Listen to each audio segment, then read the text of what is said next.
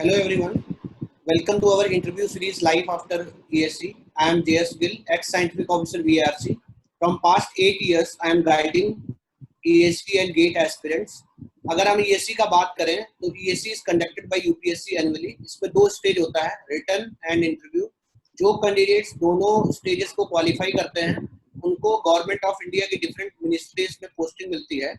अगर हम उन मिनिस्ट्रीज और डिपार्टमेंट का बात करें something like this: central power engineering service, Indian naval armament service, central water engineering service, geological survey of India, Indian defence service for engineers, assistant naval store officer in Indian navy, border road organisation, central electrical and mechanical engineering service, defence और aeronautical quality assurance service, Indian skill development service.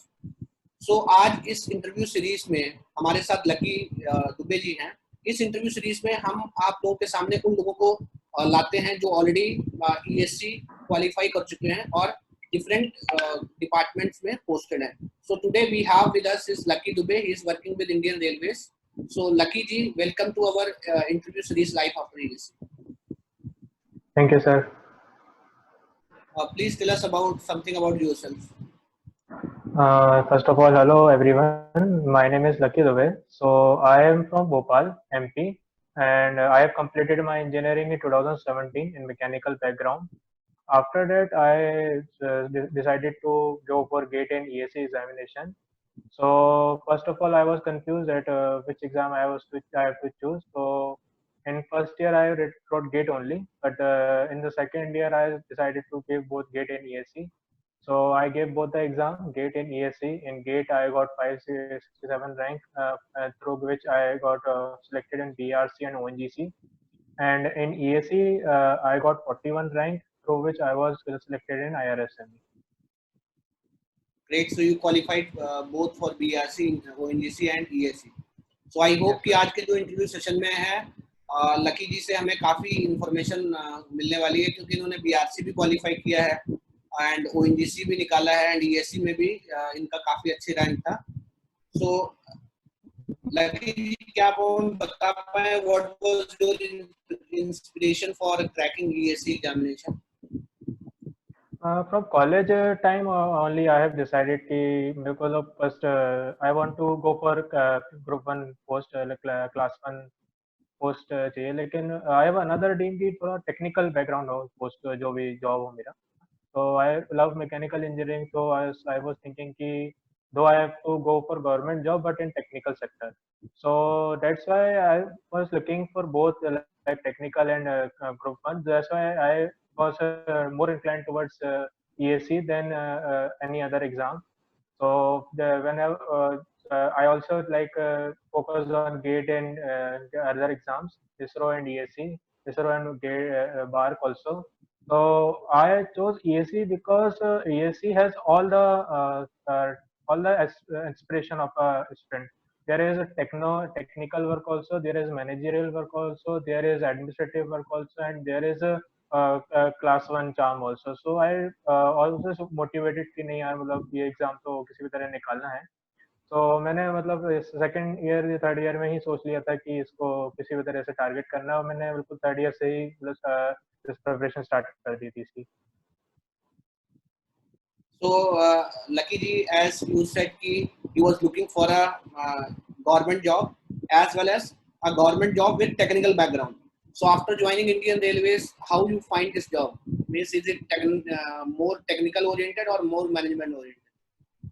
It is both, sir. Actually, it depends on the officer also. I have seen officer who do only administrative job only, and I have seen who do a lot of technical. Actually, it depends on you how innovative you are. So if a person is innovative, he can do many things. I have seen, I have interacted with many people. I have interacted with a person who has completed the project of Train 18, and I have learned from them that if you are willing to do here anything, you can do. But this requires some effort to fight the system. But if you are capable enough to go and fight and do things innovative, you can do here anything. And since all mechanical engineering, there is in locomotive, carriage and wagon, so there is lot of technical aspect the work assigned here is mainly managerial and administrative, but if you are innovative and you want to do some changes in the technicalities, you can do, and you can always innovate here. So Lucky ji, when you feel कि आप preparation start करना चाहिए during college days or after you passed out from BTech, and how you started your preparation? At what point of time you started the preparation? Actually, from second year only, I was motivated. So actually, there are two papers in engineering, paper one and paper two. So paper one subjects were my favorite. Even now, they are my favorite. Our thermal portion was specially, ऐसा नहीं था कि exam निकालना है किसी चीज के लिए, मेरे को वो पर्सनली हॉबी थी मेरा पढ़ना. तो thermodynamics, RSC, heat transfer, gas dynamics, these were my favourite subjects at that time. तो मैं उनको बिल्कुल स्टैंडर्ड बुक से सिंगल टाइप से पढ़ता था. तो मेरे को बहुत हॉबी थी, मतलब मेरे को ऐसा नहीं था कि एग्जाम के लिए पढ़ना है, किसी चीज के लिए पढ़ना है. मतलब वो चीजें भी थोड़ा थोड़ा पढ़ने लगा था जो एग्जाम में आनी भी नहीं है कभी. लेकिन सेकंड ईयर के मतलब मेरा एक ऐसा था कि क्वेश्चन के बाद मेरे को ऐसा लगा कि नहीं चलो थर्ड ईयर आ गया, थोड़ा डायरेक्टेड प्रिपरेशन करते हैं कि एग्जाम को सिलेबस देख के ही अब प्रिपरेशन करेंगे. तो थर्ड ईयर का जो नेक्स्ट सेम होता है, मतलब हमारा सिक्स सेम, तो सिक्स सेम से मैंने प्रिपरेशन स्टार्ट करी कि चलो ये यहाँ से बिल्कुल मैंने सबसे पहले ईएस का सिलेबस और गेट का सिलेबस डाउनलोड करा. उसमें देखा अच्छा अच्छा ये इंपॉर्टेंट सब्जेक्ट्स हैं और इनको मुझे करना है. और मेरे को अपनी सबसे पहले हमें अपनी वीकनेस और स्ट्रेंथ पता होनी चाहिए. जैसे मेरा न्यूमेरिकल पोर्शन स्ट्रांग है तो मुझे पता है कि न्यूमेरिकल पोर्शन मैं इजीली कर जाऊंगा. लेकिन मेरा जो याद करने वाला पोर्शन है जैसे प्रोडक्शन वगैरह, मुझे पता था ये मेरे को दिक्कत देगा. तो मेरे को स्टार्टिंग से मतलब वीकनेस पता थी अपनी कि ये मेरा वीक पोर्शन है और यहाँ मेरा स्ट्रांग है. तो मुझे यहाँ पे ज्यादा ध्यान देना और यहाँ पे कम ध्यान देना है. तो मैंने सबसे पहले तो गेट का ही स्टार्ट कर रहा था. तो गेट का मैंने पूरा टेक्निकल करा, प्रीवियस ईयर सॉल्व करे, स्टैंडर्ड बुक से जो भी सॉल्व क्वेश्चन मिलते थे वो करा. टेस्ट सीरीज दी, काफी टेस्ट सीरीज को मैं मतलब बहुत सीरियसली लेता था. और टेस्ट सीरीज में मतलब ऐसा था कि मेरे कम मार्क्स भी आए पर मेरे को देना है. और मेरे को ऐसा था कि मार्क्स जितने भी आए इसको एनालाइज करना है कि ये गलती हुई, 2 मार्क्स भी कटे थे कैसे कट गए, मतलब क्यों, इसका रीजन क्या है. तो मैं एकदम अच्छे से एनालाइज करते थे. फिर उसके बाद जब फाइनली गेट के बाद अब मैंने जब नेक्स्ट ईयर दोबारा अटेम्प्ट दिया तो मैंने जब दोनों एग्जाम टारगेट करे तो उस वक्त ये था कि मेरा टेक्निकल बहुत प्रिपेयर हो चुका था. लेकिन ईएस में कुछ सब्जेक्ट डिफरेंट है, मैकाट्रॉनिक्स, रोबोटिक्स और फिर 10 हमारे नॉन टेक्निकल. तो उनको मुझे स्पेशली करना था. तो मैंने जब नेक्स्ट ईयर प्रिपरेशन स्टार्ट करी तो सबसे पहले मैंने वो सब्जेक्ट्स करे जो गेट में नहीं थे लेकिन ईएस में थे. उसके बाद नॉन टेक को भी स्टार्ट करा और नॉन टेक में मेरा एकदम अपोजिट था जो मेरा टेक्निकल में था. टेक्निकल में मैं हमेशा जो टफ सब्जेक्ट्स होते थे वो पहले करता था, लेकिन नॉन टेक में जो आते हैं वो सब्जेक्ट्स पहले कर लेता था. क्योंकि टेक्निकल थोड़ा, नॉन टेक्निकल ऐसा था कि थोड़ा नया था तो उससे डर लगता था. तो ऐसा लगता था कि यार पहले 2-3 सब्जेक्ट्स जल्दी से हो जाए तो कॉन्फिडेंस आ जाएगा तो हो जाएगा. तो मैकेनिकल के कुछ सब्जेक्ट्स थे जैसे मटेरियल साइंस था, प्रोजेक्ट मैनेजमेंट था, ये सब्जेक्ट्स पहले से ही आते थे काफी, तो इनको खत्म करने में 2-2 3 दिन में हो जाते थे. तो मैंने पहले नॉन टेक्निकल में ये कोशिश करी कि पहले वीक सब्जेक्ट्स निपटा दो, इससे थोड़ा सा कॉन्फिडेंस बूस्ट हो जाए. तो जब 4-5 आपके, जब पता है 10 सब्जेक्ट है नॉन टेक्निकल में, आपके 4 सब्जेक्ट हो जाए तो बहुत कॉन्फिडेंस आ जाता है कि अगर 4-5 सब्जेक्ट और करना है तो मतलब ऐसा लगता है कि हो जाएगा. टेक्निकल में मैं हमेशा जो मेरा सबसे वीक होता था उसको सबसे पहले देता था. और ऑफलाइन एग्जाम ईएस का मैंने दिया, काफी एग्जाम दिए, टेस्ट सीरीज दिए. और मेरा एक ग्रुप था जिसमें हम 4 लोग थे. तो हम चारों साथ में प्रिपरेशन करते थे और चारों का ही प्रीलिम्स, मतलब 3-4 में से हम 3 का प्रीलिम्स क्वालिफाई हो गया था और फाइनली हम दोनों तो रेलवे में ही हैं.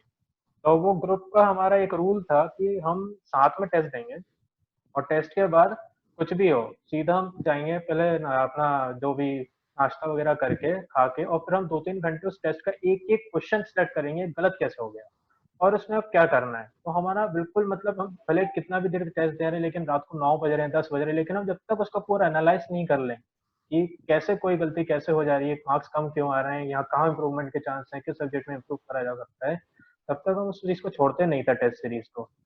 तो वो 2-3 का जो हमारा ग्रुप बना हुआ था, हम लोग कुछ साथ में एक एक चीज एनालाइज करते थे. और जब मैं आपको एक बहुत इंटरेस्टिंग बात बताऊं, जब मैं लास्ट टेस्ट बचा हुआ था फुल लेंथ मेरा, और मेरे पास 2 ऑप्शन थे कि मैं रिवीजन करूं या टेस्ट सीरीज दूं. और मैंने टेस्ट सीरीज को पहले प्रेफरेंस दी थी रिवीजन से, क्योंकि मुझे पता था सिलेबस इतना ज्यादा, रिवीजन तो वैसे भी नहीं होने वाला. तो मैंने टेस्ट सीरीज जाके दी और मैंने उसको एनालाइज करा और उसका बेनिफिट इतना ज्यादा हुआ था मुझे एग्जाम में कि जब मैं एग्जाम दे रहा था तो मुझे ऐसा लग रहा था वो लास्ट वाला टेस्ट दे रहा हूँ ना कि एग्जाम दे रहा हूँ. और बिल्कुल फ्लो में चीजें चल रही थी। मैं भूल गया था एक टाइम पे कि एग्जाम में बैठा हुआ हूँ कि मैं ये सीखे, और एकदम आउट, और मेरा 2.5 घंटे में वो एक टेक्निकल खत्म हो गया था। और लास्ट के आधा घंटे में तो मैं मतलब ऐसे कर रहा था, चेक कर लूँ जो क्वेश्चन मैंने लेंदी और क्वेश्चन छोड़ दिए हैं उनको मैंने करा था। Great lucky. So how you prepared your strategy for preparation? अगर आप कुछ concrete points में लर्नर के साथ शेयर कर सकें। मेरा सबसे इम्पोर्टेंट कॉन्सेप्ट है दो, एक प्रीवियस ईयर को और टेस्ट सीरीज को बहुत अच्छे से अटेम्प्ट करें। और प्रीवियस ईयर को मतलब ऐसा है कि करीबन आपको 3 से 4 बार करना है, लेकिन उसमें 3 से 4 बार करने में आपको टाइम लगने वाला है। उसको आप रिड्यूस कर सकते हैं कि आप जैसे बहुत आसान क्वेश्चन है उनको अलग मार्क कर दें कि नहीं इनको दोबारा करने की कोई जरूरत नहीं है। स्पेशली न्यूमेरिकल को दोबारा करने की तो मेरे हिसाब से सेम न्यूमेरिकल दोबारा करने की जरूरत नहीं है। जो आपको पहली बार में प्रॉब्लम दी है उनको एक स्टार मार्क कर दें। जो आपको हुआ ही नहीं आपसे पहली बार में उसको थोड़ा अलग मार्क कर दें। तो उससे आपको क्या होगा कि आप जब ये सब करते जाएंगे ना, तो आप जब दूसरी बार करेंगे, दूसरी बार आपको करने में याद रहेगा कि ये क्वेश्चन तो बहुत आसान था, इसको दोबारा करने की जरूरत नहीं है। तो आप पहली बार करेंगे तो आपको ज्यादा टाइम लगेगा, दूसरी बार और कम, तीसरी बार और कम। तो मेरा एक टाइम ऐसा आ गया था कि मैं पहली बार प्रीवियस करने में तो बहुत टाइम लगा था, मगर लास्ट जब मैं 3-4 बार प्रीवियस कर चुका था तो आखिरी बार प्रीवियस 2 दिन में भी हो गई थी। तो वो एक बहुत अच्छा आप स्ट्रेटेजी बना सकते हैं कि प्रीवियस को बहुत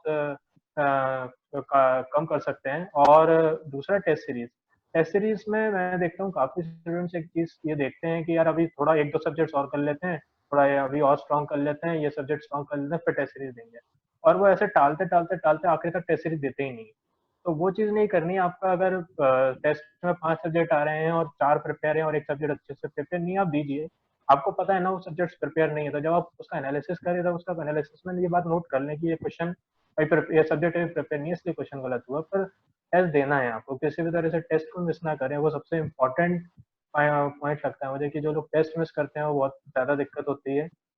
और टेक्निक नॉन टेक को मैं ये बोलूंगा कि नॉन टेक में पहले आप जिस भी ब्रांच के हैं, जैसे अगर मैं मैकेनिकल का हूँ तो मैं मैकेनिकल के पोर्शन पहले उठाता था। अगर आप दूसरे ब्रांच के इलेक्ट्रिकल वगैरह के तो आप वो पोर्शन पहले कर सकते हैं। उससे आपको थोड़ा कॉन्फिडेंस गेन हो जाएगा। और एग्जाम में कोशिश करें कि मतलब इतना प्रिपरेशन हो जाए कि एग्जाम आपको एकदम नॉर्मल लगे। ऐसा ना लगे कि आप यूपीएससी लिखने जा रहे हैं, आपको ऐसा लगे कि कुछ नहीं, तो टेस्ट भी चल रही थी उसी को हम कंटिन्यू कर रहे हैं। लकी जी, अगर मैं एक चीज पूछूं, अगर मान लो कोई स्टूडेंट बिगिनर है, एकदम वो आज तैयारी चालू कर, तो आप कुछ सब्जेक्ट पॉइंट आउट कर सकते हैं जहां से स्टार्ट करना चाहिए? मैं मैकेनिकल इंजीनियरिंग टेक्निकल सब्जेक्ट्स की बात कर। सर वैसे तो हमेशा उन सब्जेक्ट से स्टार्ट करना चाहिए जो बेस है, जैसे कि थर्मोडायनेमिक्स पहले होगी ही आरएसी से पहले, उसके बिना आरएसी नहीं हो सकती। तो जैसे हमारा थर्मोडायनेमिक्स है, स्ट्रेंथ ऑफ मटेरियल है, जो बेसिक सब्जेक्ट्स हैं उनसे स्टार्ट करना चाहिए जो आगे के सब्जेक्ट्स के लिए फाउंडेशन बनेंगे। जैसे हम स्ट्रेंथ ऑफ मटेरियल नहीं करेंगे तो मशीन डिजाइन करने का कोई लॉजिक ही नहीं है। तो हमेशा पहले जो एकदम बेसिक सब्जेक्ट्स हैं उनको करें। जैसे मैं मानता हूँ कि किसी किसी सब्जेक्ट्स का याद करने वाला पोर्शन अच्छा होता है, कुछ स्टूडेंट्स का न्यूमेरिकल पोर्शन स्ट्रांग होता है। तो जैसे मेरा न्यूमेरिकल स्ट्रांग था तो मैंने थोड़ा थर्मल पोर्शन जल्दी कर लिया था। आपका अगर वाला स्ट्रांग है प्रोडक्शन वाला पार्ट, तो प्रोडक्शन और मटेरियल मशीन डिजाइन वाला पार्ट कर सकते हैं पहले। मगर आपकी स्ट्रेटेजी में ये रहना चाहिए कि अगर आप एक सब्जेक्ट पेपर वन का कर रहे हैं तो एक सब्जेक्ट पेपर टू का करिए और एक सब्जेक्ट नॉन टेक का करिए, तो मिक्स थोड़ा रहेगा। तो उससे आपके बैलेंस भी रहेगा चीजें, और यह भी रहेगा कि आपका मतलब ऐसा नहीं होगा कि एक ही पेपर के खत्म हो गए और दूसरे पेपर के कोई क्वेश्चन ही नहीं हुए। और एक और चीज है कि ट्रैक रखें अपनी चीजों का, कि जैसे आपने पहला सब्जेक्ट मान लीजिए थर्मोडायनेमिक्स करा, अब उसके बाद आपने स्ट्रेंथ ऑफ मटेरियल कर लिया, लेकिन अब 1 महीने बाद तो आप ये दोनों सब्जेक्ट भूलने लगे वाले हैं। तो आप एक जगह लिख लें कि आपने कौन सा सब्जेक्ट को कब करा था, ताकि आप उसको रिवीजन प्रॉपर कर लें। तो रिवीजन को भी बहुत ध्यान रखना है कि कब कौन सा सब्जेक्ट कितनी बार रिवाइज हो रहा है, तो वो आप कर सकते हैं। How was your journey to IRSME and what does it take to be working here? हाँ, it was a long journey. तो मतलब काफ़ी डिफ़िकल्टीज थी, क्योंकि मेरा ऐसा था कि मैं मतलब कॉलेज टाइम से ही थोड़ा प्रॉब्लम में था। तो जैसे फर्स्ट ईयर में ही मैंने मतलब अपना टीचिंग भी शुरू कर दिया था। तो मैं मतलब मैथ्स पढ़ाता था फर्स्ट ईयर में। तो मतलब ऐसा हो जाता था कि सुबह 6 से 9:30 कोचिंग कर रहे हैं, फिर 10 बजे से हम कॉलेज जा रहे हैं और फिर 4 बजे कॉलेज से आ रहे हैं और फिर शाम को मैं पढ़ाने जाता था। रात को 8-9 बजे बाद एग्जॉस्ट होके मैं खाना वाना खा के और बस 1-2 घंटे जो कोचिंग में पढ़ाया उसको रिवाइज करके और सो जाता था। फिर सैटरडे संडे जो कॉलेज से छुट्टी मिलती थी उसमें अपना एक्स्ट्रा करता था। तो उस वो टाइम बहुत मेमोरेबल रहा। ये वो एक जर्नी थी, लेकिन वो काफी ज्यादा मेहनत था, लेकिन वो पता था कि जिस दिन भी ये जर्नी होगी उस दिन रिजल्ट्स काफी अच्छे मिलेंगे। तो करते गए, काफी दो चीजें आती गई, मोटिवेशन रखा। सबसे इम्पोर्टेंट मेरे हिसाब से मोटिवेशन से ज्यादा डिसिप्लिन है। आप मोटिवेट तो ऐसा है कि अगर आप आज मोटिवेट होते हो तो कल डिमोटिवेट हो जाओगे, अगर आप डिसिप्लिन रहते हो तो आप हमेशा ही रहते हो। तो डिसिप्लिन मेरे हिसाब से the most important preparation strategy. अगर आपके अंदर डिसिप्लिन है, आपको कोई मोटिवेशन की कोई जरूरत नहीं है, आप सीधा अपना करते जाएं। और कभी आवर्स काउंट नहीं करने हैं। मतलब कुछ लोग पूछते हैं सर कितना घंटे पढ़ना जरूरी है, मैं कहता हूँ 24 घंटे, क्योंकि मेरा 10 घंटे में हो, आप 8 घंटे में हो, किसी का 12 में हो, मेरे तो ये है कि मेरे को सब्जेक्ट कंप्लीट करना है। मेरे को अगर 24 में भी हो रहा है तो मेरे को कोई मतलब नहीं है, तो वो करना है। तो हम मतलब ऐसा होता था कि कई बार बहुत ऐसे टारगेट से पीछे चल रहे हैं, मान रहा था कि इस वीक में 2 सब्जेक्ट होने थे और एक ही हुआ है, तो लास्ट के वीक में 16-16 घंटे ही पढ़ रहे हैं। कभी बहुत ज्यादा हो गया तो रिलैक्स करके 6 आवर्स को पढ़ रहे हैं। तो वो तो बहुत वेरिएबिलिटी रहती है, फ्लेक्सिबिलिटी रहती है। तो लेकिन जब यहाँ आ गए तो काफी अच्छा लगता है कि हाँ वो एक रिस्पेक्ट, सेंस ऑफ रिस्पेक्ट मिलती है। जैसे अब आप मेरे टीचर थे तो अब आज आपके साथ लाइव इंटरेक्ट करता हूँ, तो वो भी एक काफी मोटिवेशन रहता है कि काफी थोड़ा रिकॉग्निशन मिलता है सोसाइटी में भी, और रिस्पेक्ट भी काफी मिलती है। IRSME अच्छा है, मतलब यहाँ पे जब आप ऑफिसर बनते हैं, you got officer like treatment, और आपको रियलाइज करा जाता है कि आप गवर्नमेंट के पॉलिसीज का पार्ट हैं, तो काफी आपको अच्छा लगता है। Lucky ji, kindly tell us a brief about your job and what is your role in the Indian Railway Service of Mechanical Engineering. The job is basically policy making here. So actually, one thing is that railways offers you the largest workforce. So the day you join, आपके under at least 300-400 people का staff रहेगा जिसको आपको manage करना है। सो वो काफी यहाँ पे जो आपका, जैसे अगर आप मान लीजिए किसी कोचिंग डिपो में पोस्ट होते हैं, या आप डीजल लोको शेड में पोस्ट होंगे, या आप हेडक्वार्टर में पोस्ट होंगे, तो आपका रोल बहुत ज्यादा पॉलिसी मेकिंग में रहेगा। जैसे कि कोई कोचिंग डिपो है, अब कोचिंग डिपो में क्या होता है कि हमारे जो जैसे ट्रेन चल रही है, ट्रेन को जो ट्रेन हमारी मेंटेनेंस के लिए आएगी, जो 24 कोचेस की ट्रेन होती है, तो वो ट्रेन का सारे 24 कोचेस का मेंटेनेंस करना है। मेंटेनेंस के बाद तो कोई ट्रेन वापस पे जानी है। अब यहाँ पे ये नॉर्मल वर्क चल रहा है, यहाँ पे ऑफिसर की जरूरत नहीं है, पर ऑफिसर की जरूरत जब पड़ती है जब उस पूरे जो कोचिंग डिपो है उसकी जब आपको लाइन कैपेसिटी बढ़ानी हो, कि नहीं वो 24 कोचेस 8 घंटे में मेंटेन हो रहे हैं, उसको मुझे 6 आवर्स करना है या 5 आवर्स करना है। कई बार ऐसा होता है वो 24 कोचेस आते हैं, उसमें से एक कुछ खराब हो जाता है, उसमें उसकी स्प्रिंग या ब्रेक फेलियर कुछ भी हो जाता है। तब आपको उस टाइम डिसीजन लेना है कि वो 24 कोचेस के रेक जो है वो 24 कोचेस सीधे वापस जाएं।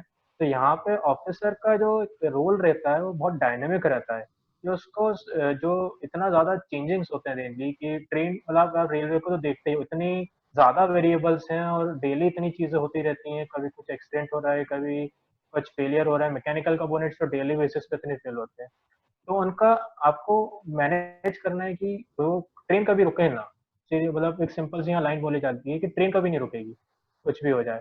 तो आपको उस चीज को बहुत ज्यादा देखना है कि कैसे उस चीज को मेंटेन करें। लोकोज हैं आपके, लोकोज को कैसे, लोकोज में इतने पार्ट्स हैं, इतनी असेंबलीज हैं, कभी भी कुछ भी होता रहता है, उसको कैसे उसका जो मेंटेनेंस टाइम है वो कम करा जाए।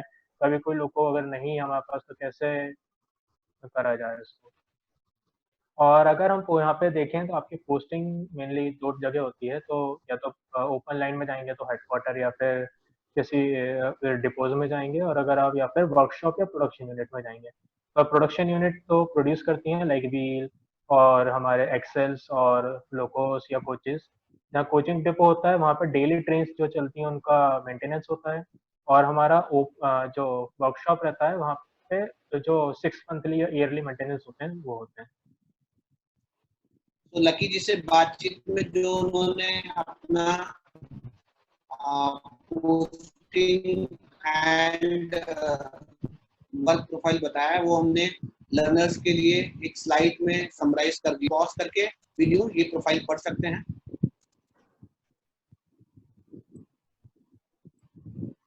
लकी जी, क्या आप हमें बता सकते हैं कि आपका इंडियन रेलवेज में एक टिपिकल दिन आपका कैसा होता है? एज फार एज मैं तो अभी जैसे नॉर्मली ट्रेनिंग में हूँ, तो ट्रेनिंग तो काफ़ी चिल होती है, काफ़ी इंजॉइंग रहती है। तो आप सुबह से क्लासेस करते हैं, क्लासेस भी ऐसा नहीं है कि एकदम मतलब स्ट्रिक्टली हो रही हैं, अच्छा चिल इन्वायरमेंट रहता है। शाम को स्पोर्ट्स में हम लोग इन्वॉल्व रहते हैं काफ़ी ज़्यादा, और काफ़ी इवेंट्स होते रहते हैं। मतलब कभी इंडिया डे हो रहा है, कभी कोई फाउंडेशन का प्रोग्राम हो रहा है, काफ़ी चीज़ें रहती हैं। मगर जैसे ही आप 1.5 ईयर्स की ट्रेनिंग जो हमारी पूरी कंप्लीट होती है, तो 1.5 ईयर्स की ट्रेनिंग के बाद जो ऑफिसर्स पोस्ट होते हैं, जैसे मैंने जितने लोगों से बात करी है, तो उनका सबसे पहला जो रहता है, मॉर्निंग में एक लोकेशन आती है जो सुबह थ्रू सुपरवाइजर फोन से बताता है कि आपको आज ये आपके जो आपका डिवीजन है जहाँ पोस्ट है, वो आपका ये पोजीशन है, जैसे कोच की पोजीशन या फिर लोकोस्ट की पोजीशन। उसके बाद आप जैसे ही अपने ऑफिस टाइमिंग्स में जाएंगे, तो वहाँ आपको सबसे पहले इंश्योर करना है कि जो अगर कुछ भी एबनॉर्मेलिटीज है उनको वर्कआउट करना है। एबनॉर्मेलिटीज को वर्कआउट करने के बाद आपको वहाँ का जो भी वर्किंग चल रही है उसको देखना है। आप जैसे नॉर्मली तो ऑफिस टाइमिंग ही होते हैं 10 से 5 वाले, बट रेलवे आपको पता ही है इतना ज़्यादा डिफिकल्ट जॉब है, और ऐसा बोला जाता है, ऑफिसर इज 24/7 इनटू ड्यूटी। तो ऑफिसर का कोई छुट्टी नहीं होता है, एक्चुअली वो 24/7 ड्यूटी पे है। छुट्टी बोलते तो है संडे को है, पर किस्मत से मिल गई तो ठीक है। तो पर यहाँ पे एक बहुत अच्छा चीज ये है कि स्पोर्ट्स कल्चर काफी अच्छा है यहाँ पे। अगर आप जैसे 10 to 5 होगा, उसके बाद आप स्पोर्ट्स फैसिलिटीज को जाएंगे, काफी अच्छी स्पोर्ट्स फैसिलिटीज है। Railway is famous for sports. तो रेलवे में यहाँ पे स्पोर्ट्स के फैसिलिटीज भी अच्छे हैं, और यहाँ पे लोग भी बहुत ज्यादा अवेयर है। तो यहाँ पे जैसे आप अगर एक नॉर्मल डे आपका, आप जाएंगे 9-10 जो भी आपका टाइम है, वहाँ से शाम को रिलीव होंगे 5 और 6, और फिर आपका जो भी क्लब्स हैं वहाँ पे आप शाम को रात को खेलें। और ये आपकी नॉर्मली डेली लाइफ रहती है। कई बार एबनॉर्मलिटीज आती हैं तो नाइट को भी जाना पड़ता है, कई बार संडे को भी काम पे जाना पड़ेगा। तो ऐसा नहीं है, जब ऑफिसर आप बनोगे तो ऐसा आप कभी नहीं बोल सकते कि नहीं ये मेरा टाइम है, इसके बाद मैं काम नहीं करूँगा। तो इसी तो कॉन्स्टिट्यूशन में लिखा हुआ है कि gazetted officer is always on duty. तो ये चीज़ आपको ध्यान में रखना है कि अगर आप ये सोच के आ रहे हैं कि मैं गवर्नमेंट जॉब में आ रहा हूँ और एक आराम की जॉब मिलने वाली है मुझे, जिसमें कुछ भी काम नहीं करना, जो हमारे पेरेंट्स बोलते थे एक टाइम पे कि यार सरकारी नौकरी करो और सरकारी काम करो, ऐसा रेलवे में नहीं है। क्योंकि रेलवे बहुत डायनेमिक फील्ड है यहाँ पे। अगर लेकिन आप जो काम करोगे उसके बाद यहाँ पे अपॉर्चुनिटीज बहुत हैं। डेपुटेशन पे सबसे ज्यादा अपॉर्चुनिटीज रेलवे में, उससे ज्यादा कहीं नहीं है। जब आप डेपुटेशन वगैरह पे जाएंगे तो एक रेलवे का अलग ही प्राइड है, क्योंकि उनको पता है, जो गवर्नमेंट देखती है कि railway employees they work very hard. Deputation उनको काफ़ी ज़्यादा प्रेफरेंस दी जाती है। तो एक पूरा दिन जो है वो बहुत अनप्रडिक्टेबल रहता है। अगर नॉर्मल वर्किंग डे है तो आप 10 to 5 जॉब समझ सकते हैं उसे, पर अब नॉर्मलिटीज में आपको हो सकता है नाइट ड्यूटी भी करना पड़े या संडे को भी काम करना पड़े। तो जैसे लोग कहते हैं कि गवर्नमेंट जॉब मिल गया चिल है, तो मतलब ऐसा कुछ रेलवे में नहीं है। तो ऐसे रेलवे में नहीं कैंडिडेट है सर। तो इसलिए रेलवे ऑप्ट करेंगे कि जॉब चिल है, तो उनके लिए थोड़ा सा मतलब जो है आप कष्टकारी हो सकता है ये जान के कि उतना चिल तो नहीं है। Yes sir. आप हमें बता सकते हैं कि हाउ इज योर ट्रेनिंग, कि आपका ट्रेनिंग में क्या क्या होता है, अगर आप हमें ब्रीफली बता सकें। Training is a very beautiful part, मतलब इससे खूबसूरत कुछ नहीं है। और 1.5 ईयर्स की ट्रेनिंग होती है, और आप मेरी मतलब इतना है कि you are a complete different person after 1.5 years. तो वी स्टार्ट फ्रॉम जमालपुर। तो जमालपुर में हमारा एक ओरिएंटेशन सेमिनार के बाद डायरेक्टली हमें वडोदरा भेजा जाता है, national academy of Indian railways में। यहाँ फाउंडेशन प्रोग्राम होता है, और इस फाउंडेशन प्रोग्राम काफ़ी ज़्यादा बहुत इनोवेटिव होता है। ये फाउंडेशन प्रोग्राम में बहुत इवेंट्स होते हैं, बहुत लोगों से इंटरेक्ट कराया जाता है। मतलब हॉकी प्लेयर से इंटरेक्ट करें हम लोग, और बिजनेसमैन जो थे, ढोलकिया जी जो डेन का डायमंड बिजनेस है, उनसे इंटरेक्ट करें। और काफ़ी बड़े बड़े पर्सनालिटीज से आप इंटरेक्ट करोगे, और आपका बिल्कुल जो बेसिक ऑफ रेलवेज है, जो कि हर डिपार्टमेंट का बेसिक है, वो आपको यहाँ पे सिखाया जाता है। और काफी इंटरेक्शन, कल्चरल्स इतने ज्यादा, कल्चरल, डांस, म्यूजिक, स्पोर्ट्स, सब कुछ मतलब इतना ज्यादा इंटरेक्टिव रहता है। और ये 2.5 मंथ्स का रहता है ये फाउंडेशन। फाउंडेशन के बाद अब आपके दो मॉड्यूल्स हैं वो ऐसे होते हैं कि जो आपका बेस सीटीआई है, आपको एक बेस सीटीआई अलॉट होता है मैकेनिकल का, जमालपुर है। तो आईआरएसएमई का जैसे जमालपुर है, तो वहाँ दो फेज होते हैं, फेज 1, फेज 2, 2-2 महीने के रहते हैं ये। और इसके अलावा बाकी हमारा पूरा फील्ड ट्रेनिंग रहता है। तो फील्ड ट्रेनिंग्स में ऐसा रहता है कि जैसे हमें वर्कशॉप्स या प्रोडक्शन यूनिट्स हमें जाना रहता है, वहाँ की वर्किंग देख के सीखना रहता है कि वहाँ क्या क्या हो रहा है। जैसे RWF है बेंगलोर में, रेल व्हील फैक्ट्री, वहाँ जाते हैं। इंडियन कोच फैक्ट्री है चेन्नई में, वहाँ जाते हैं। जो शेड्स जाते हैं, लोको शेड्स वगैरह, वहाँ उनकी वर्किंग हमें देखनी है कि वहाँ डेली टू डे वर्किंग कैसी होती है।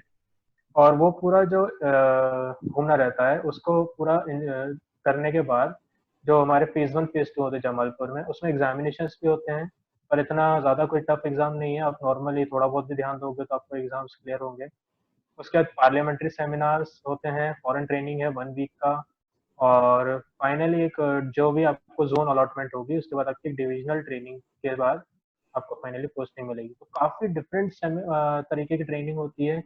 बहुत, आप ऑलमोस्ट ऑल इंडिया घूम सकते हो। मतलब इसमें अगर मैं देखूँ तो मैं तो काफ़ी ज़्यादा घूम लिया हूँ, ऑलमोस्ट साउथ टू नॉर्थ काफ़ी ज़्यादा कवर कर लिया मैंने। और ये घूमने के बाद आप काफ़ी ज़्यादा लोगों से इंटरेक्ट करते हो, डिफरेंट लोगों से, और बहुत कुछ सीखने को मिलता है। और स्पेशली जब आप दूसरे सीटीआईज वगैरह में जाते हो तो काफ़ी ज़्यादा आपको यहाँ मिलता है। एक 1 मंथ का मैनेजमेंट प्रोग्राम भी होता है जो किसी आईआईएम या किसी आईआईटीज में होता है। तो वो एक मैनेजमेंट प्रोग्राम में भी आपको काफ़ी कुछ सिखाया जाता है। तो ये पूरा ट्रेनिंग का सिनेरियो रहता है। और ये 1.5, एक्चुअली प्रोबेशन 3 इयर्स का है, ट्रेनिंग 1.5 इयर्स की है। तो जो रिमेनिंग 1.5 इयर्स की ट्रेनिंग है वो ऑन जॉब होती है कि आपको जॉब के साथ ही करनी है। तो जो मेन ये 1.5 इयर्स की ट्रेनिंग है, मतलब बहुत इंजॉयबल है। ये आपकी समझ लो कि आपको ये 1.5 साल में इंजॉय करने के पैसे मिलेंगे।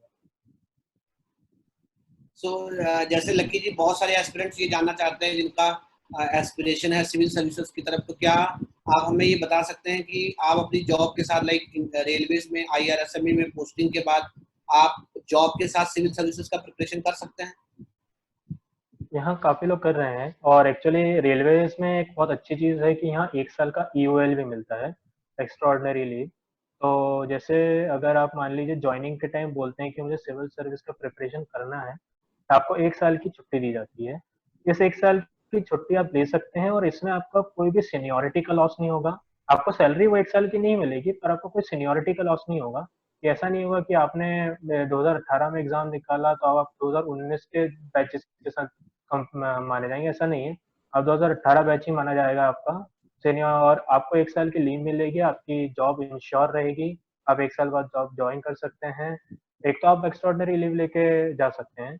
अगर आप एक्स्ट्रॉर्डनरी लीव नहीं लेते और आप बोलते हैं कि नहीं मैं जॉब भी करूंगा और मैं प्रिपरेशन भी करूंगा, एक्चुअली वहाँ पे ऐसा रहता है कि काफी लोग कर रहे हैं। अभी मेरे 2 फ्रेंड्स हैं, काफी लोग सिविल सर्विस को प्रिपेयर कर रहे हैं। हो सकता है थोड़ा टाइम आपको मैनेज करना पड़ेगा।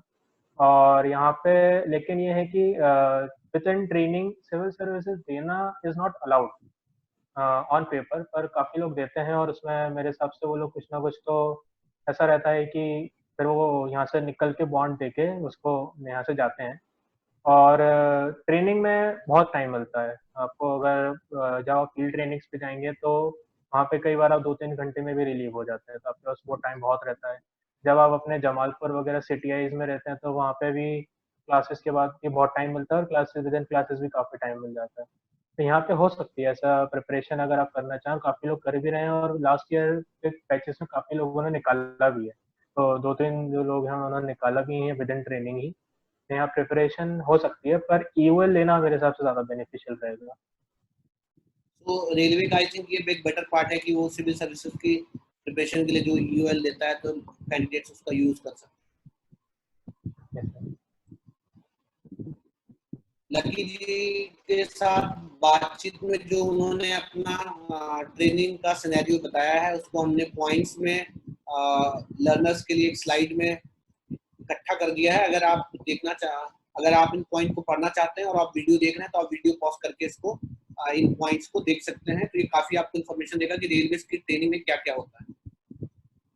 Lucky ji, a memory that made you feel ecstatic when you are working at your current department? So there are various memories, especially in probation, daily कुछ ना कुछ मेमोरीज होती ही रहती हैं।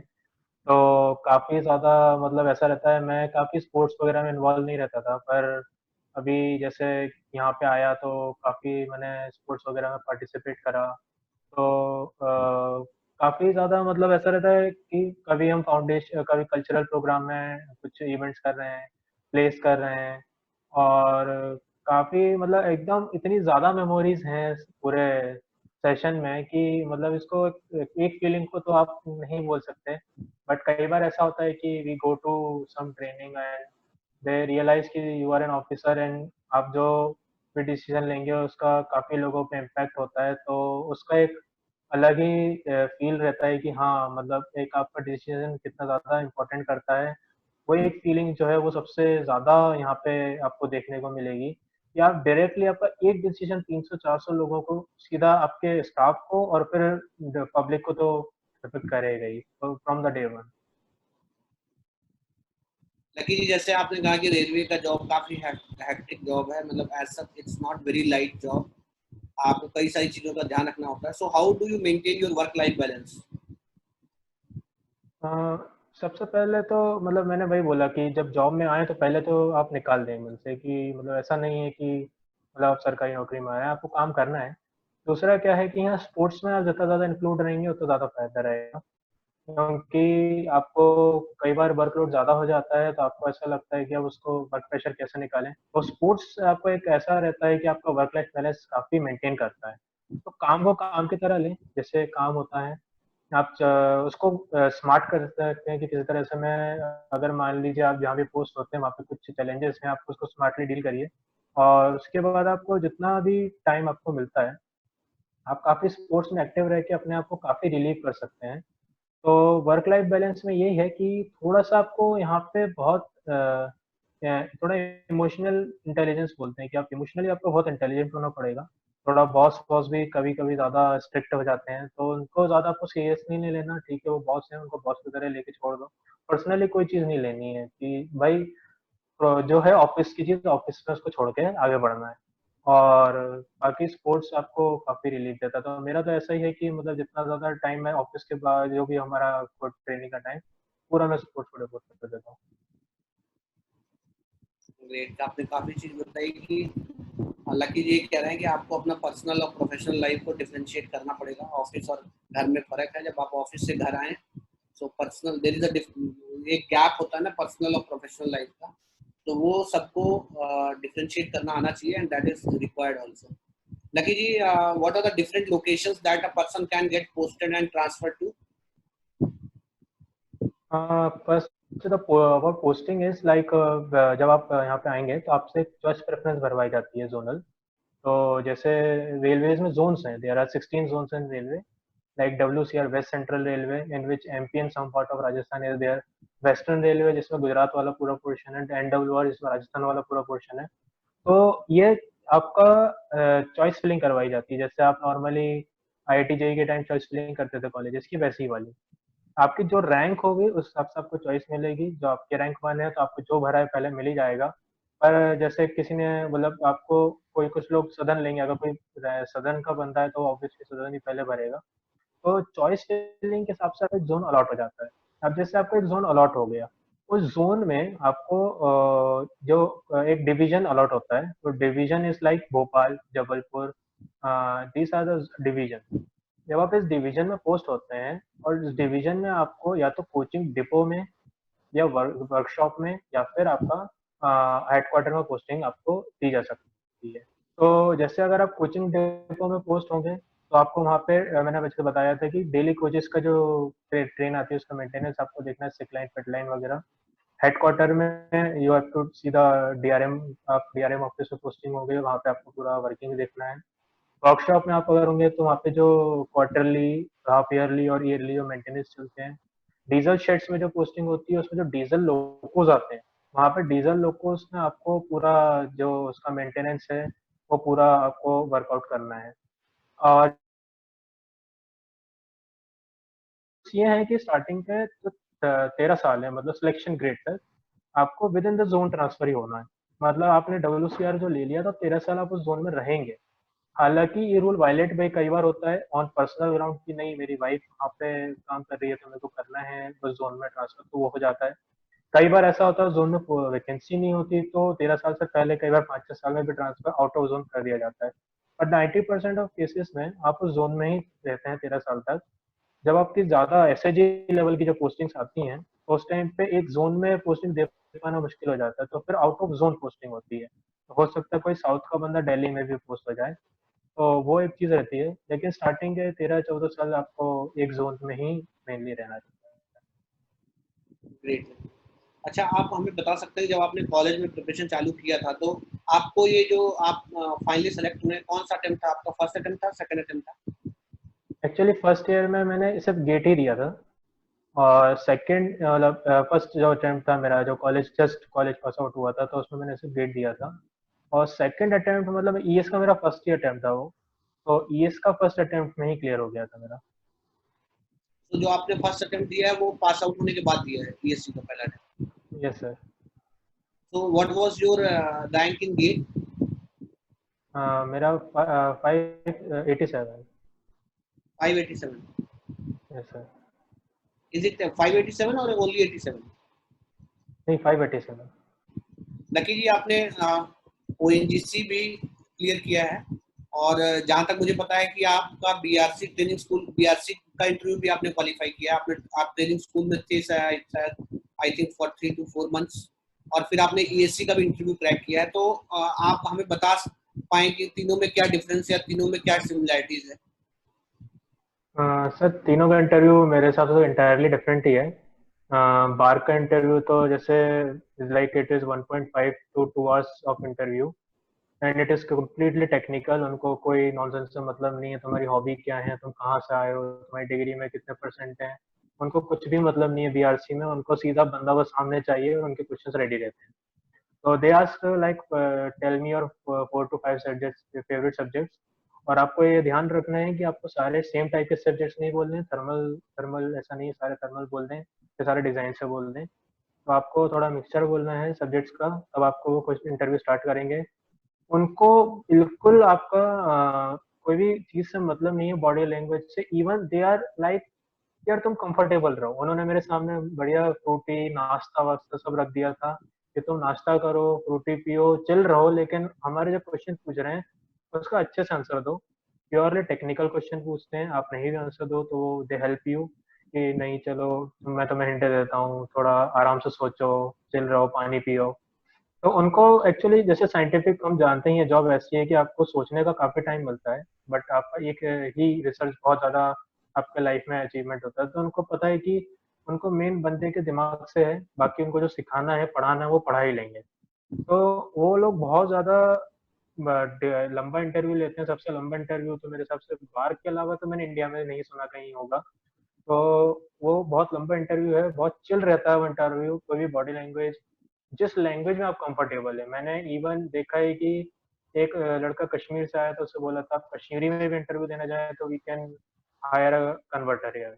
सो दे आर लाइक उनको कुछ भी प्रॉब्लम नहीं है आप जो बोलना चाहें, लेकिन बस उनका ये है कि जो क्वेश्चन वो पूछे उनको टेक्निकल आंसर उसका चाहिए। जब मैं ONGC का इंटरव्यू दिया तो वो काइंड ऑफ ऐसा था कि वहाँ पे थोड़ा हॉबीज को भी लेके गए, वो टेक्निकल भी पूछा और ONGC के बारे में भी पूछा कि भाई ONGC में क्या करते हैं, ONGC क्यों ज्वाइन करनी है। तो उसका 3 एस्पेक्ट है। जब ASC में जाएंगे तो इट इज लाइक कि थोड़ा आपका पर्सनल बहुत ज्यादा देखते हैं वो, बॉडी लैंग्वेज से लेके आपका कम्युनिकेशन स्किल, आपका टेक्निकल भी। तो जैसे ES में 5 लोगों का मैं हमारा एक कमिटी रहता है, उसमें एक चेयरमैन रहता है, 4 टेक्निकल मेंबर्स रहते हैं, they are from all IIT professors. वो चारों टेक्निकल पूछते हैं और हमारे जो चेयरमैन होते हैं वो नॉन टेक्निकल क्वेश्चंस पूछते हैं। तो चेयरमैन मेनली हॉबीज और आपका ES क्यों ज्वाइन करना है, आपने चॉइस में रेलवेज भरा है, why do you work in railways. तो they are like current affairs से भी क्वेश्चन आते हैं रेलवेज में, ES में। तो ES का इंटरव्यू थोड़ा बहुत ज्यादा ही मिक्सचर रहता है, बहुत चीजें पूछी जा सकती हैं उसका, तो स्कोप ज्यादा है। BARC is completely technical and ONGC is kind of कि थोड़ा टेक्निकल, थोड़ा नॉन टेक और थोड़ा ONGC के बारे में। तो लकी जी, हम लोग इंटरव्यू के आखिरी पार्ट में पहुंच रहे हैं, जहां पे एक रैपिड फायर राउंड होगा. I hope you are ready for rapid fire round. Okay.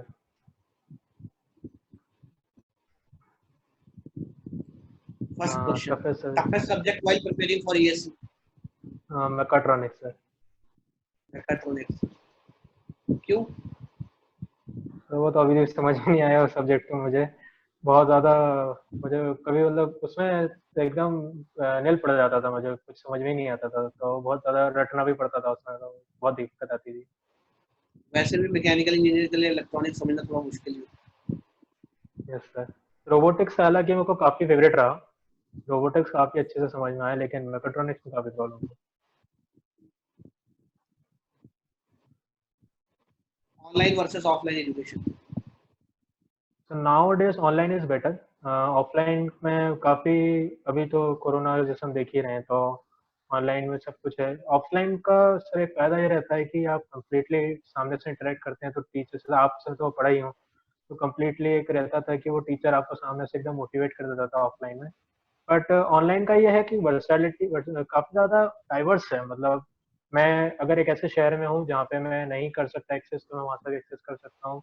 Offline में कुछ 4-5 लिमिटेड सिटीज़ होते हैं जहाँ पे कोचिंग्स होती हैं, वहीं आप जा सकते हैं. लेकिन ऑनलाइन में थोड़ा ज़्यादा आपको फ़ायदा मिल जाता है. तो दोनों के अपने फ़ायदे हैं. अगर आप ऑफलाइन एक्सेस कर सकते हैं तो करिए, नहीं तो ऑनलाइन तो आपके हमेशा अवेलेबल रहेंगे.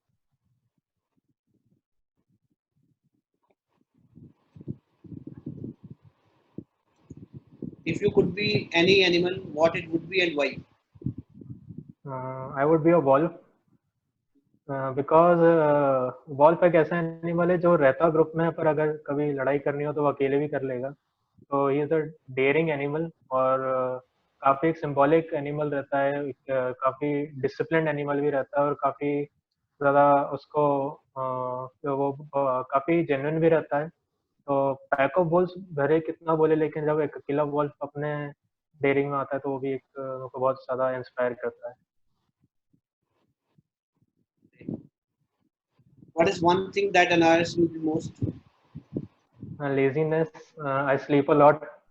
तो वो मेरे को बहुत ज़्यादा दिक्कत से रहता था कि मतलब मैं कई बार पढ़ते-पढ़ते नींद लग जाती थी, और फिर 2 घंटे बाद उठ रहा हूँ तो ऐसा इरिटेशन हो जाता था कि अरे यार, अब ये सब्जेक्ट में मैंने सोचा था इसका ये सब्जेक्ट निपटा दूँगा प्रीवियस ईयर का, अब सो गया मैं 2 घंटे. नहीं तो आप कितने घंटे सोते हैं? जब आप प्रिपरेशन करते थे तो हाँ, आप कितने घंटे सोते थे? उस टाइम सर मैं सोता था, मतलब 8 आवर्स की स्लीप तो मैं मिनिमम लेता था. मेरे हिसाब से स्लीप इम्पोर्टेंट भी है. बस आप उस स्लीप को थोड़ा डिस्ट्रीब्यूट कर सकते हैं. ऐसा नहीं कि आप 8 घंटे सोने के बाद आप बाकी 16 घंटे पड़ ही रहे हैं. थोड़ा मैं ऐसा करता था कि रात में 4-5 घंटे, फिर दिन में 1-2 घंटे पावर नैप टाइप से. तो सोना तो रहता है, दिमाग को आराम चाहिए, तो वो जो रेस्ट है दिमाग को, वो तो देना मेरे हिसाब से इम्पोर्टेंट है. ऑन एन एवरेज आप कितना प्रिपरेशन के दौरान सोते थे? 8 घंटे, 10 घंटे? 8 to 9 आवर्स एवरेज. मतलब 8-9 घंटे सोने वाले भी ईएससी में सेलेक्ट होते हैं ना? Yes sir. फिर आपको बाकी चीज़ें कट करनी पड़ेंगी. अब जैसे आपकी कोई हॉबी है, उसको भी आप 1-2 घंटे दे रहे हैं, तो फिर आपको थोड़ा स्लीपिंग कम करना पड़ेगी. वो पर्सनली चीज़ें मैनेज करनी पड़ेंगी. आपको खुद पता रहेगा कि मेरा इतना सब्जेक्ट बचा है, मुझे इतना करना है, तो उतने घंटे देने ज़रूर है. वैसे आई थिंक बेरोजगारी में हॉबी ज्यादा मैटर नहीं करता. यस सर, अब तो कंपटीशन में सब कुछ प्रिपरेशन ही है. One word for ESC examination. मेरा तो सर डिसिप्लिन है, और मैं स्टार्टिंग से बोल रहा हूँ कि ईएससी नहीं, कोई भी एग्जाम हो, if you are disciplined enough आप क्रैक कर लेंगे. क्योंकि अगर आपके तो डिसिप्लिन है, एक आप मोमेंटम से जाते रहेंगे, तो एक दिन तो ऐसा आएगा कि आप उस चीज़ को क्रैक कर ही लेंगे. और मैं एक कभी-कभी कुछ लोग पूछते हैं कि मतलब सर मेरा एक भी एग्ज़ाम नहीं निकल रहा, मैं 5-5 एग्ज़ाम दे आया. तो मैं उनसे बोलता हूँ नहीं निकलेगा, वो निकलेंगे तो पाँचों निकलेंगे. एक्चुअली हम जब अपना एक थ्रेशोल्ड लेवल से जब हमारा एक नॉलेज ज़्यादा हो जाता है, तो फिर हर एग्ज़ाम निकलने लगता है, और फिर जब तक वो नहीं होता, वो नहीं होता है. लोग समझते हैं डार्ट का गेम है जिसमें हम 5 मारेंगे आँख बंद करके तो 1 तो पड़ ही जाएगा. पर ऐसा नहीं है. जब आपका वो एक मोमेंटम आएगा, जब आप उस लेवल पे पहुंचेंगे, तो आप 5 एग्जाम लिखे, 10 एग्जाम लिखे, डजेंट मैटर, आपके बहुत एग्जाम क्लियर हो जाएंगे. तो अपना नॉलेज ऑफ पूल बढ़ाते जाएं, डिसिप्लिन रहें, इधर उधर भटकना नहीं है, किसी की सुनना नहीं है. कोई डिमोटिवेट करे उसकी भी नहीं सुनना, कोई ज्यादा मोटिवेट करे उसकी भी नहीं सुनना। आपको अपना मोमेंटम मेंटेन करते हुए अपनी प्रिपरेशन को एकदम एनालाइज करना है। लकी जी, अगर आप हमें एक चीज बता सकें कि मान लो कोई बिगिनर आज प्रिपरेशन स्टार्ट करता है तो ईएससी क्वालिफाई करने के लिए उसे कितना टाइम चाहिए? मान लीजिए मैं एक एवरेज स्टूडेंट की बात करता हूँ, तो अगर वो एक पॉइंट पे स्टार्ट करता है तो उसे मिनिमम कितना टाइम चाहिए ईएससी क्वालिफाई करने के लिए अच्छी रैंक से? मेरे हिसाब से sir depends on beginner also कि उसका ओरिजिनल टेक्निकल कितना स्ट्रॉन्ग है, पर मैं अगर जीरो से मानूं तो मेरे हिसाब से 1 ईयर बहुत सफिशिएंट टाइम होता है। अगर आप 1 ईयर दे पाते हैं तो काफी अच्छा है। अगर आपका ऑलरेडी टेक्निकल बहुत अच्छा है तो आप उसको थोड़ा कम करके मेरे हिसाब से 7 to 8 मंथ्स भी जा सकते हैं। बट 1 ईयर मेरे हिसाब से बहुत कंफर्टेबल टाइम रहता है, उसमें आपका सिलेबस भी हो जाता है, रिवीजन भी हो जाता है और टेस्ट सीरीज वगैरह भी हो जाती है। तो अगर आप 1 साल पहले भी प्रिपरेशन स्टार्ट करते हैं तो काफी अच्छे से हो सकता है, क्योंकि प्रीलिम्स और मेंस में भी काफी टाइम मिलता है मेंस की प्रिपरेशन के लिए। और 1 ईयर पूरा प्रीलिम्स को भी दे दें तो मेंस के टाइम आपको 4 महीने मेरे हिसाब से वो जो मिलते हैं उसमें मेंस काफी हो जाता है। इंटरव्यू के लिए 2 महीने मिलने ही है, उसमें इंटरव्यू की प्रिपरेशन हो जाती है। तो अगर आप बिल्कुल 1 ईयर से पहले स्टार्ट से करेंगे तो काफी अच्छे से आपका हो सकता है। तो लकी जी, अगर आप हमें बता सकें about salary and tax in Indian railway. हाँ, सैलरी क्लास 1 गेजेटेड ऑफिसर का जो पे बैंड है हमारा लेवल 10 में एंट्री होती है। तो लेवल 10 में 56,100 इज द बेसिक। अभी 17% डीए था जो कि बढ़ा के 20 हमारा 20 कुछ परसेंट 21% कर दिया था, 4% पर अभी उसको तो रोल बैक कर दिया है कोरोना की वजह से। सो 56,100 is basic and 17% is the DA. इसके अलावा एक ट्रांसपोर्ट अलाउंस मिलता है 4200 का, प्लस जो आपका डीएनएस अलाउंस है। उसके अलावा जितने टाइम आप हेडक्वार्टर से बाहर रहेंगे, जैसे मेरा जमालपुर हेडक्वार्टर है, जितने टाइम मैं जमालपुर से बाहर हूँ उतने टाइम का 900 पर डे का अलाउंस मिलता है, जिसको बोलते हैं टीएडीए। तो वो आपको मिलेगा। उसके अलावा आपको रेलवे का आप ऐसा मान लीजिए फ्री है आपके लिए, क्योंकि इतने पास मिलते हैं आप खत्म भी नहीं कर पाओगे। मैं तो पूरे 1 साल में इतना घूमा उसमें ही पास खत्म नहीं होते मेरे। बाकी ऑन ड्यूटी तो आपको एक पास मिलता है जो कभी खत्म हो ही नहीं सकता, उसकी कोई एक्सपायरी नहीं है। नॉन जब आप ऑन ड्यूटी नहीं होंगे, आप अपने पर्सनल ट्रेवल करेंगे तो आपको 12 पासेस मिलते हैं, मतलब 12 जर्नी आप कर सकते हैं। और वो 12 जर्नी भी ब्रेक होती हैं तो वो करीबन 16-17 जर्नी हो जाती है, तो इतनी जर्नी आप 1 साल में नहीं कर सकते। तो रेलवे से मतलब जर्नी आपकी फ्री है ये मान लीजिए। एक जो सबसे बड़ा फर्क है रेलवे का वो है कि रेलवे ऑल इंडिया है, तो रेलवे में ऑल इंडिया आपको जो रेस्ट हाउसेस है वो मिल जाते हैं। मैं रामेश्वरम गया, मदुरई गया और चेन्नई घूमा। इवन मैं श्रीनगर गया, सारे रेस्ट हाउसेस फ्री। तो करीबन जो होटल्स खर्चा है तो एक ही नाइट का 2,500-3,000 रुपये जाता है, वो तो एकदम ही फ्री हो गया है। तो रेस्ट हाउसेस फ्री हो जाते हैं आपके, आपका अकोमोडेशन फ्री हो जाता है, जर्नी फ्री हो जाती है, मेडिकल आपका पूरा गवर्नमेंट इंश्योर करती है, there are medical facilities of railway, तो वो आपका फ्री रहेगा। उसके अलावा आपको स्पोर्ट्स फैसिलिटीज मिलेंगी। अब देखिए इसको आप पैसे में काउंट नहीं कर सकते, पर आप खुद सोचिए कि अगर आप रेलवे का जिम यूज कर रहे हैं वो आपके लिए फ्री है, पर अगर आप कहीं दूसरे जिम जाएंगे तो 2,000 रुपये पर मंथ तो उसकी फीस लगनी ही लगनी है। और वो आपके लिए भी फ्री है और आपकी फैमिली के लिए भी फ्री है। तो आप सोच लीजिए, अगर आप और आपकी वाइफ और आपका कोई बच्चा है जो जो स्पोर्ट्स फैसिलिटीज को यूज कर रहा है, तो आप सोच सकते हैं इसका भी कॉस्ट आप देखें तो वो भी आपको फ्री है। तो यहाँ का जिम जो है बहुत अच्छे जिम है। अगर मैं बोलूँ ये सेम जिम अगर आप बाहर जाएंगे तो आपको मंथली 2,000 रुपये तो देने ही पड़ेंगे। तो ये चीज़ें भी काफ़ी ज़्यादा हैं। और ये सारे अलाउंस रहते हैं आपको यहाँ पे। इसके अलावा आपको अकोमोडेशन काफ़ी अच्छा है रेलवे में। तो रेलवे में जैसे आप जाएंगे तो टाइप 4 अकोमोडेशन है। वैसे तो हर गवर्नमेंट जॉब में आपको स्टार्टिंग में टाइप 4 मिलता है गैजेट ऑफिसर में, पर बाकी जगह में होता ही है, अवेलेबिलिटी की बहुत दिक्कत है। बीआरसी में भी काफी दिक्कत है अवेलेबिलिटी की। रेलवे के पास बहुत लैंड है, railway is famous for its land. But बहुत ही कभी दिल्ली मुंबई के अलावा मेरे हिसाब से आप कहीं भी पोस्ट होते हैं तो आपको नॉर्मली क्वार्टर्स मिल ही जाते हैं। तो टाइप 4 क्वार्टर्स में आप होते हैं जो कि 2 BHK बोल सकते हैं आप। तो टाइप 4 के बाद फिर टाइप 5 आपका बढ़ता जाता है, तो अकोमोडेशन इज ऑल्सो गुड। ये सब पर्क्स रहते हैं आपके। Great, Lucky. So, thank you, Lucky, for joining us for this interview. I hope कि आपने जो अपना एक्सपीरियंस शेयर किया इससे हमारे जो लर्नर्स हैं उनको काफी बेनिफिट मिलेगा। So thank you for being with us. Thank you sir. So today in this session हम लोगों ने लकी जी से बात किया जिन्होंने बीआरसी, ओएनजीसी और ईएससी तीनों क्रैक किया है। हमने उनके एक्सपीरियंस के बारे में बात किया। आप हमें कमेंट बॉक्स में कमेंट करके जरूर बताएं कि आपको ये वीडियो कैसा लगा। एंड अगर आपको ये वीडियो अच्छा लगा तो आप इसे अपने फ्रेंड्स के साथ जरूर शेयर करें, क्योंकि जो कैंडिडेट्स अभी प्रिपेयर कर रहे हैं ये इन्फॉर्मेशन उनके लिए काफी हेल्पफुल रहेगा। Thank you very much.